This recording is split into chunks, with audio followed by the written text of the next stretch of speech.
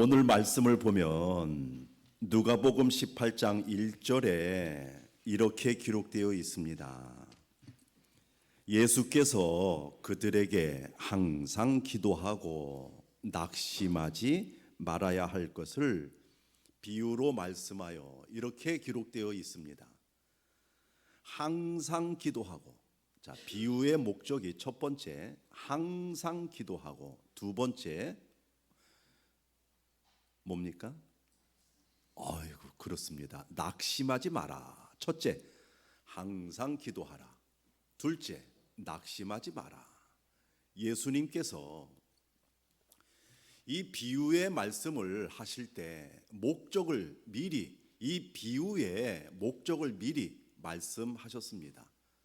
예수님께서 항상 기도하라. 둘째, 낙심하지 마라.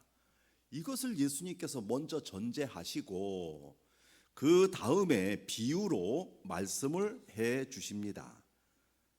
그런데 여기에 나오는 사람이 2절 이렇게 기록이 되어 있습니다. 어떤 도시에 재판장이 있습니다.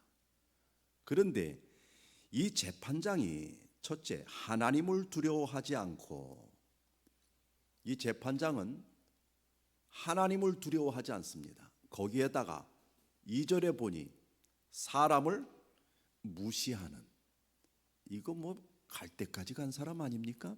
하나님도 무서워하지 않는 재판장, 그리고 사람도 무시하는 재판장. 재판장은 하나님을 두려워하고 사람을 무시하면 안 되는데, 이 재판장은 하나님도 무서워하지 않고 사람도 무시하고, 참 별 볼 일 없는 재판장이 있습니다. 자, 그런데 아주 교만한 사람, 판사나 검사나 이 재판과 관계된 사람은 옛날이나 지금이나 대접받고 산다고 합니다. 그런데 여기에 하나님을 두려워하지 않고 사람을 무시하는 재판장에게 한 여인이 찾아옵니다. 그런데 이 여인은 과부, 뭐라고요? 과부. 요즘 과부는 모르겠는데 옛날 과부는 참 무시당하기 쉬운 존재였다고 합니다. 그래서 에레미야서에도 보면 하나님께서 이방 나라들을 심판하실 때 그 중에서도 고아와 과부는 하나님께서 돌봐주시겠다, 이방인들이라 할지라도 그런 표현이 있습니다. 그래서 이 과부 혹은 고아, 이런 존재들은 약한 존재입니다. 자, 그런데 이 불의한 재판장, 하나님을 두려워하지 않고 사람을 무시하는 재판장, 그런데 3절 한 과부가 있어. 이 과부는 약한 존재. 내 원수에 대한 원한을 풀어주소서 그랬습니다. 자, 4절 그가 얼마 동안 듣지 아니하다가 후에 속으로 생각하되 내가 하나님을 두려워하지 않고 사람을 무시하나. 5절 혹시 성경책 있으시면 같이 읽어보시겠습니다. 시작. 이 과부가 나를 번거롭게 하니 내가 그 원한을 풀어주리라. 그렇지 않으면 늘 와서 나를 괴롭게 하리라 하였느니라 그랬어요. 누가 이겼습니까? 과부가 이겼습니다. 하나님을 두려워하지 않고 사람을 무시하는 이 과부를, 이 재판장을 과부가 이겼습니다. 여러분,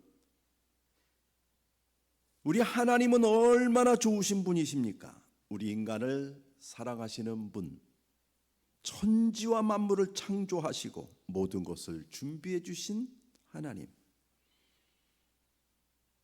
그런데 불의한 재판장이 이렇게 과부의 소원을 들어준다면, 한 가련한 여인의 소원을 들어준다면, 우리 하나님은 어찌 사람의 기도와 소원을 들어주지 아니하시겠느냐, 이런 말씀입니다. 그렇죠? 여기까지 간단합니다. 자, 그런데 6절 불의한 재판장이 말한 것을 들으라 예수님께서 말씀하십니다. 7절 하물며 하나님께서 그 밤낮 부르짖는 택하신 자들의 원한을 풀어주지 아니하시겠느냐, 그들에게 오래 참으시겠느냐. 하나님께서 불의한 재판장과 하나님을 비교하죠.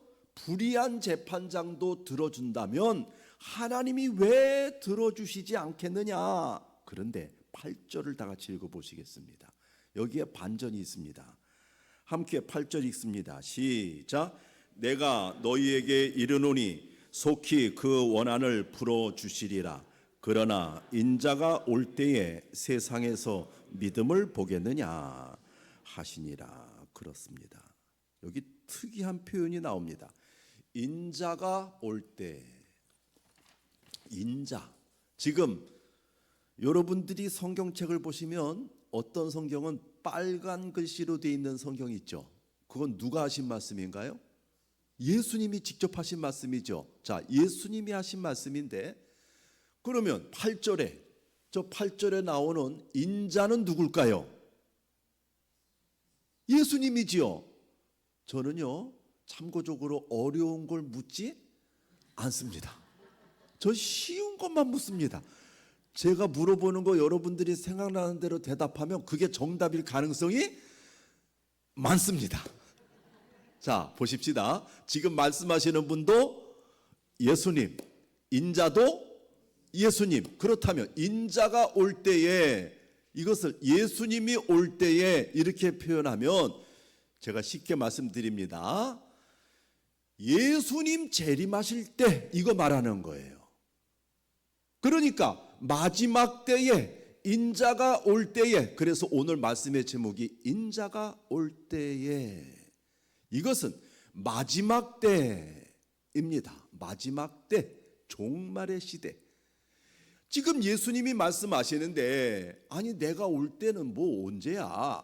그러니까 40일 만에 승천하셨다가 다시 재림하실 때, 이때는 세상 마지막 때, 인자가 올 때, 이 세상 마지막 때, 그때 믿음을 보겠느냐, 이렇게 기록하고 있습니다.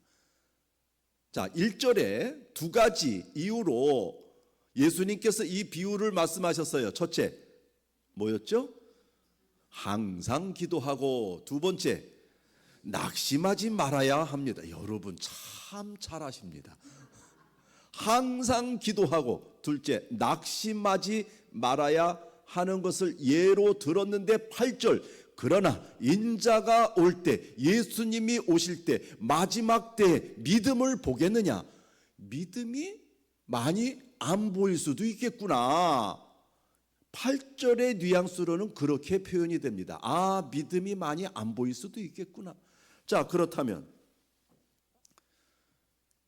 이 세상에 예수님 오실 때 교회가 있을 텐데, 목사님들도 계실 텐데요.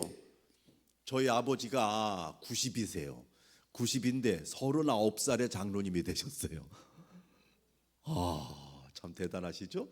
51년째 장로님으로 계세요. 예.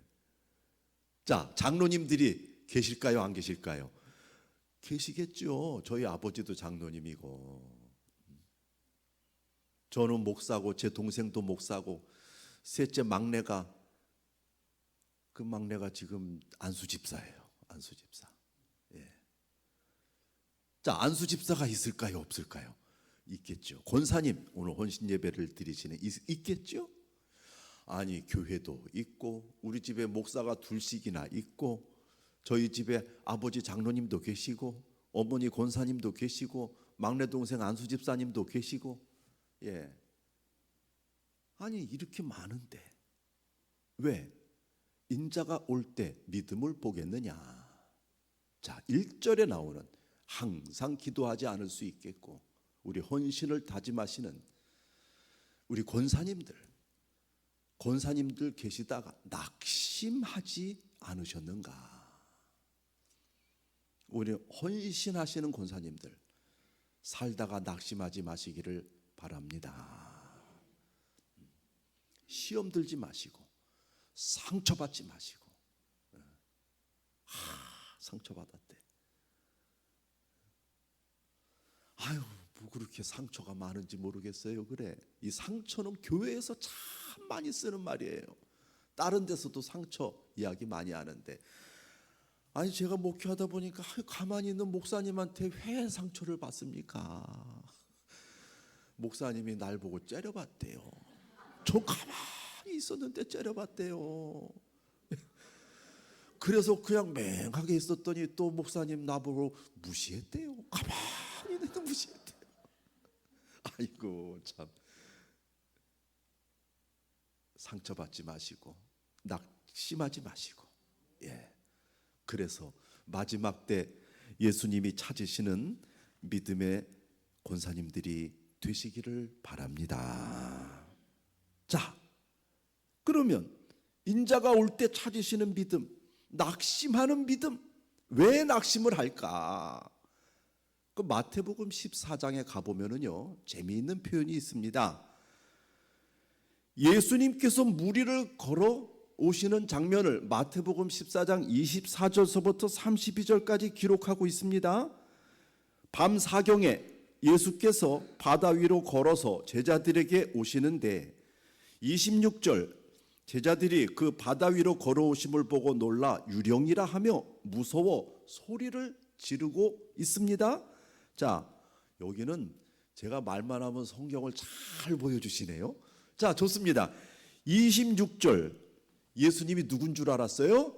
유령인 줄 알았어요. 보여주시니까 27절로 넘어갑니다. 예수께서 안심하라, 내니 두려워 말라 그러셨어요. 그런데 거기에 28절 베드로가 나타납니다.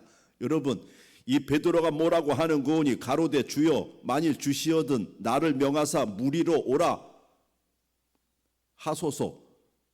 그랬더니 29절 예수님이 뭐라고 하셨어요? 오라 그러셨어요. 예수님이 오라 오라. 그러니까 베드로가 어떻게 합니까? 배에서 내려 무리로 걸어서 예수께로 갑니다. 무리를 걸어갑니다.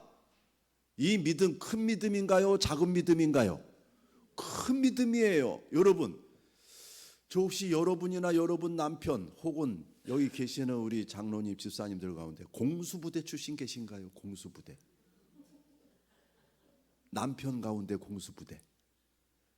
이 공수부대는 여자들도 있습니다. 대테러인 무대. 제가 공수부대에서 3년을 근무했습니다. 제가 이렇게 아담하지만 하늘에서 낙하산 타고 29번 뛰어내린 사람입니다. 29번. 공수훈련 받으면서 전 죽는 줄 알았습니다. 이 세상에서 몸으로 그렇게 힘든 거를 처음 해봤습니다. 아침 먹여놓고 저녁 먹일 때까지 계속 달리기 하는데 저는 달리기가 제일 약한 사람입니다. 그렇게 많이 달렸습니다. 그래서 지금도 일주일에 한 번씩은 10km, 뭐 기록이 좋진 않습니다. 67분. 그런데 어쨌든 일주일에 한 번 정도는 10km를 달릴 수 있는 체력을 그때 얻었습니다. 자, 그런데 우리 특전사에서는 강화훈련만 하는 게 아니고 해상훈련을 합니다. 자, 변산반도 고사포 해수욕장에 여름 내내 공수부대원들이 가가지고 2주씩 한 대대당 2주씩 해상훈련을 합니다. 그럼 저는 해상훈련 할 때마다 가서 위문을 합니다. 수십 통의 수박을 들고 갑니다. 자, 그런데 거기에 가면 항상 모터보트에다 태워서 저를 바다에다 항상 집어넣으려고 합니다. 저는 수영을 전혀 못합니다. 저는 수영을 배워본 적이 없습니다. 그런데 모터보트로 지금 생각해 보니까 거의 위도가 있는데요. 변산반도에서 위도가 가깝거든요. 그 가장 깊은 바다, 뭐 서해안은 그렇게 깊지 않지만 그래도 몇십 미터는 되겠지요. 거기다 목사님 들어가세요 그러는 거예요. 저는 너무 무서웠습니다. 보트에서 내려서 들어가라는데 이 물안경을 끼고 오리발을 차면 안 빠집니다, 목사님. 들어가세요 그러는 거예요. 그래도 무서운 거예요. 그 구명조끼를 차고 들어가도 무서운 거예요. 너무너무 무섭습니다. 그런데 그 보트에다가 저를 태워서 가신 분들이 다 제가 심우하는 천마교회 집사님들이에요. 그리고 이 집사님들은 다 임명구조원 자격증이 있는 사람들이에요. 그런데도 무섭습니다. 아유, 목사님 왜 이렇게 겁이 많으셔요? 들어가세요. 저희들이 구해드릴게요. 자, 들어갔습니다. 얼마나 무서운지. 집사님, 저 살리셔야 된다고. 나 죽으면 안 된다고. 너무너무 무섭다고. 실제로 너무 무섭습니다. 바다에 들어가는 게 이렇게 무서운데 저는 그때 이 베드로가 생각이 났습니다. 아무리 어부로 생활을 많이 했어도 물 위로 걸어오는 예수님 보고 유령이라고 착각했는데, 아무리 배에서 생활 많이 했어도 물 위를 걸어간다는 것은 죽는 길입니다. 그런데도 물 위로 걸어갑니다. 큰 믿음입니다. 야, 이 베드로의 믿음은 참 크구나. 이 큰 믿음의 베드로, 나를 명하여 물 위로 오라 하소서 했더니 물 위로 걸어가는데, 여러분 30절 말씀을 함께 보시겠습니다. 30절. 바람을 보고 무서워 빠져가는지라 소리질러 가로되 주여 나를 구원하소서 하니, 마태복음 14장 31절 다 같이 함께 읽어보시겠습니다. 시작. 예수께서 즉시 손을 내밀어 저를 붙잡으시며 가라사대 믿음이 적은 자여 왜 의심하였느냐. 자, 여기 보니까 예수님께서 베드로에게 뭐라고 하십니까? 믿음이 적은 자요. 아까 물 위를 걸어갈 때 믿음이 컸어요, 작았어요? 컸어요. 큰 믿음이 어떻게 됐습니까? 작아졌어요. 왜 작아졌는가? 성경을 보니까 30절. 바람을 보고 큰 믿음이 작아졌습니다. 좀 전에 예수님께서 즉시 일러 가라사대 내니 두려워 말라. 베드로가 대답하여 가로되 28절 주여 만일 주시어든 나를 명하사 물 위로 오라 하소서. 29절 오라 하시니 베드로가 배에서 내려 물 위로 걸어가는데 누구에게로 가고 있습니까? 예수님에게로 갑니다. 예수님 바라보고 예수님에게로 갈 때 그 믿음은 컸어요. 그런데 예수님 보지 않고 바람을 보니, 여러분 그 눈이 예수님을 바라보지 않는다면 그 믿음은 작아진다는 사실을 기억하시기 바랍니다. 여러분 낙심하지 않는 방법이 있습니다. 바람 보지 마시고 예수님 보시기를 바랍니다. 이게 낙심하지 않는 방법입니다. 시험 들지 않는 방법도 사람 보지 말고 예수님 보시기를 바랍니다. 아니 어떤 권사님이 그런 얘기를 하는 거예요. 저한테 나는 거시기 권사님 뒤통수만 쳐다봐도 나는 기분이 나빠서 정말 교회 못 오겠다고. 어떤 분이 그래요. 어떻게 알아? 거시기 권사님 뒤통수만 쳐다봐도 이거 시험 들어서 교회를 못 오겠다는데. 가만히 생각하다가 제가 그랬어요. 권사님, 그럼 거시기 권사님 앞에 앉으세요. 제가 그랬어요. 아니 갑자기 그 생각이 나는 거예요. 뒤통수만 쳐다봐도 재수가 없는데. 자, 따라합시다. 거시기 앞에 앉자. 이 말씀의 핵심은 뭡니까? 사람 보지 말고 예수님 보시기를 바랍니다. 여러분, 저도 짧은 세월 목회하면서 참 말로 다 할 수 없이 어렵고 힘들 때가 있었습니다. 정말 힘들 때가 있었습니다. 그 힘들 때 예수님을 보지 않았다면 목사인 저도 넘어졌을 것입니다. 여러분, 예수님 보고 넘어지지 마시기 바랍니다. 예수님 보시고 끝까지 낙심하지 마시기를 바랍니다. 예수님을 보셔야 합니다. 예수님을. 여러분, 우리는 이 세상 살면서 많은 사람들을 봅니다. 그때 사람 때문에 무너지고 사람 때문에 낙심하고 사람 때문에 변하고 그러지 마세요. 끝까지 항상 기도하고 낙심하지 말고. 제가 이제 대위로 제대를 했는데, 그런데 이제 저 결혼할 때, 저희 집사람 결혼할 때 있었던 어떤 부대는 전체 부대원이 한 5, 60명밖에 안 되는 예비군 관리대대 103여단, 옛날에는 507여단, 뭐 하여튼 뭐 지금은 뭐 없어지고 인천에 있던 어떤 주안에 있는 산꼭대기에 있는 부대였었어요. 아니 그 한 50명밖에 안 되는 부대, 예배당은 100명 들어가는 예배당을 믿음 좋은 대대장 안수 집사님이 거기다 줘놨어요. 그리고 매주 화요일마다 와서 예배를 드려달라는 거예요. 그러니 저도 얼마나 힘들겠어요. 아니 50명밖에 없는 부대 100명 들어가는 예배당을 지어놓고 화요일 저녁마다 와서 예배를 드려달라고 하니, 아이고 이게 참 지휘관 집사님이 믿음이 좋으니까 참 목사가 힘들더라고요. 자, 화요일마다 갔는데 오고 싶은 사람만 오라고 하니까 5명이 오는 거예요. 5명이 오니까 예배 드릴 힘이 안 나는 거예요. 그런데 이 안수 집사님이요, 기본 근무자, 위병소 근무자, 통신대 이게 교환하고 그런 애들이 있어요. 통신대 기본 근무자 요 빼놓고 전부 다 예배당 앞으로 가 그랬어요. 그러니까 한 40여 명이 앉아 있는 거예요. 예배 드릴만 합니다. 그래도 거의 모든 부대원들이 다 온 거예요. 상황 근무자, 위병소 근무자 빼놓고 다 온 거예요. 다 왔는데 그 중에서 예배 드리기 싫어하는 아이들도 있겠죠. 그런데 이등병들이 보통 제일 앞에 앉습니다. 그래 병장들은 좀 뒤에 앉습니다. 그것도 재미있습니다. 이등병들이 앞에 앉았는데 다 같이 이런 종 치는 거 있잖아요.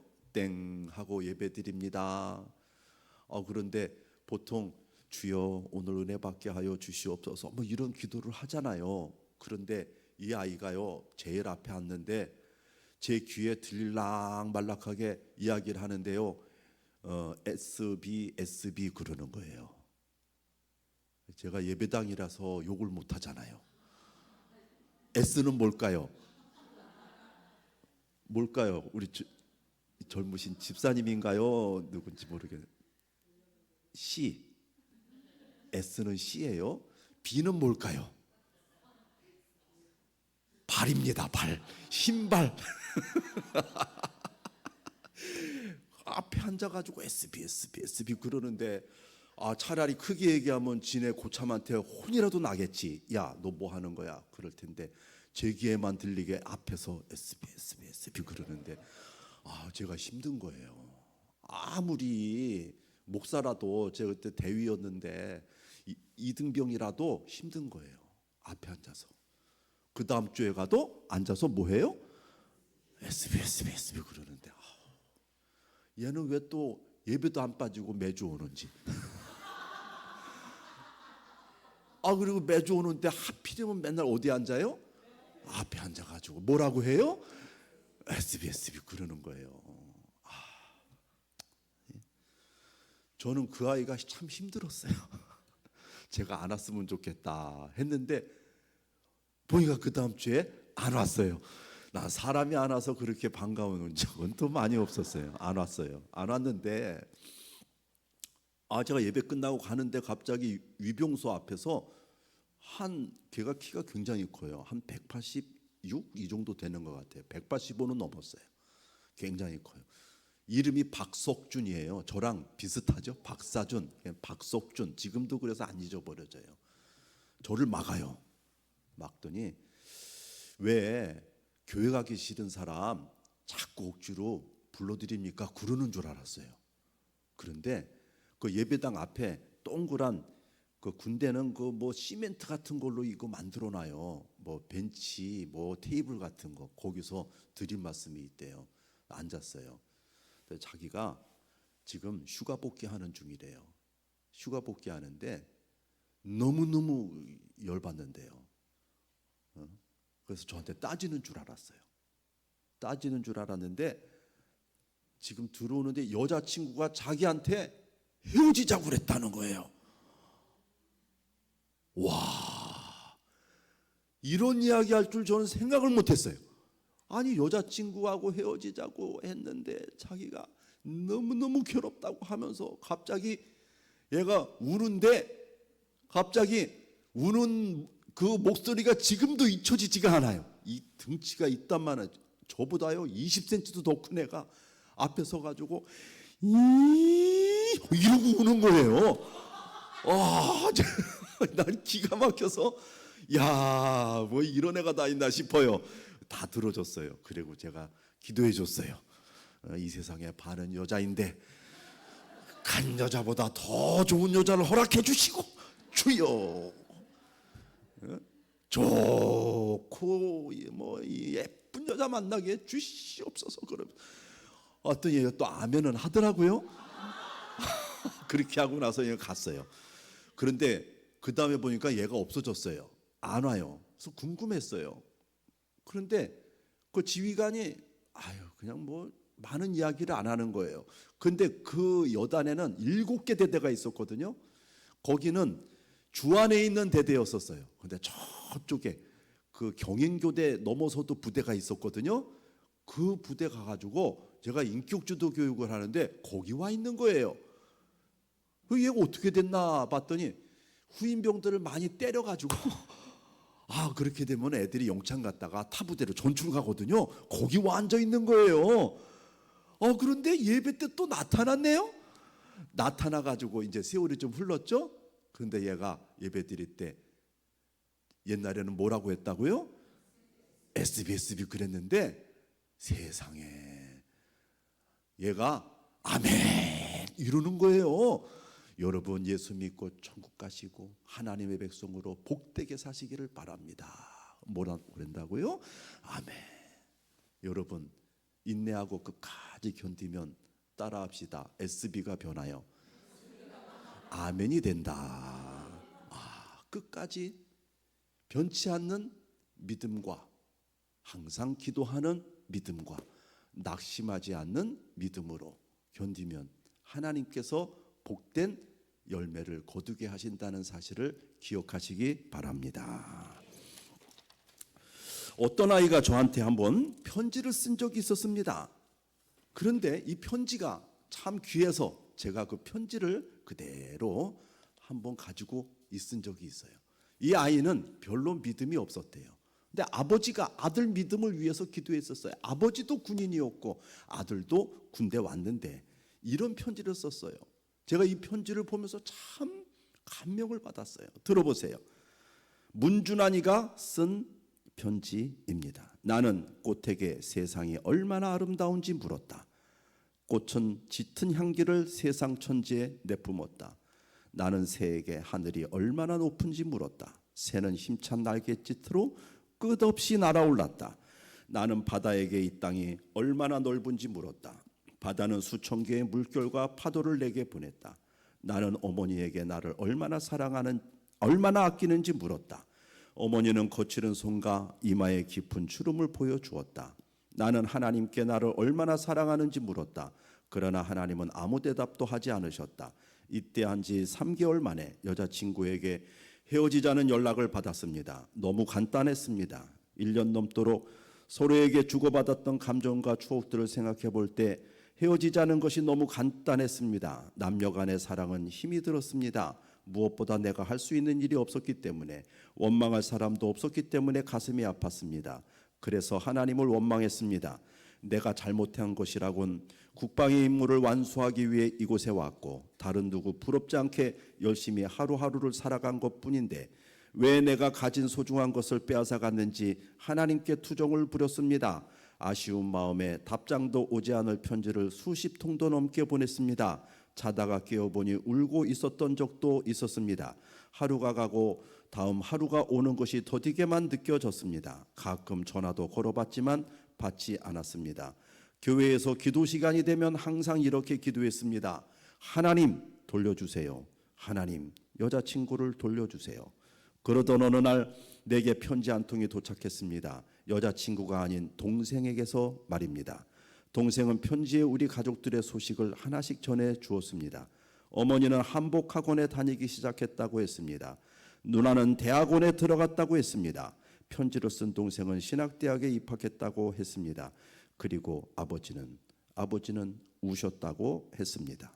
아들이 군대 입대하던 그날 깊은 밤에 베란다로 나와 몰래 우는 것을 보았다고 동생은 편지를 통해 말했습니다. 그렇게 무뚝뚝했던 아버지, 입대 날 잘 가란 말 한 번 안 했던 아버지가 우셨다는 말이 도무지 믿기지 않았습니다. 살면서 처음으로 스스로 아버지께 전화를 걸었습니다. 그리고 살면서 처음으로 들은 말이었습니다. 그동안 상처 준 것들 미안하다, 사랑한다 아들아, 사랑한다 아들아. 20이 넘도록 한 번도 들어본 적이 없는 말이었습니다. 대한민국에서 아들에게 사랑한다는 말을 쉽게 할 수 있는 아버지가 얼마나 있는지 나는 알 수 없습니다. 아무튼 나는 그 말을 들었고 그게 꼭 하나님의 음성처럼 들렸습니다. 왈칵 눈물이 나왔고 동시에 가슴속에 막혀있던 무언가가 터져버리는 것 같은 느낌을 받았습니다. 하나님은 비워진 여자친구의 자리에 더 큰 아버지를 주셨습니다. 아버지께서 내게 계획하신 길이 있는데 나는 어리석게도 투정을 부렸습니다. 어느 날 세면장에 거울을 닦으려고 봤는데 그 속에 내가 있었습니다. 그 옆에 있는 거울에도 내가 있었습니다. 아무리 다른 거울을 비춰도 그 속에 나는 바뀌지 않았습니다. 그렇게 하나님은 거울로 내게 오셨습니다. 내가 바꾸려고 했어도 하나님은 계속 나를 비추어 주셨습니다.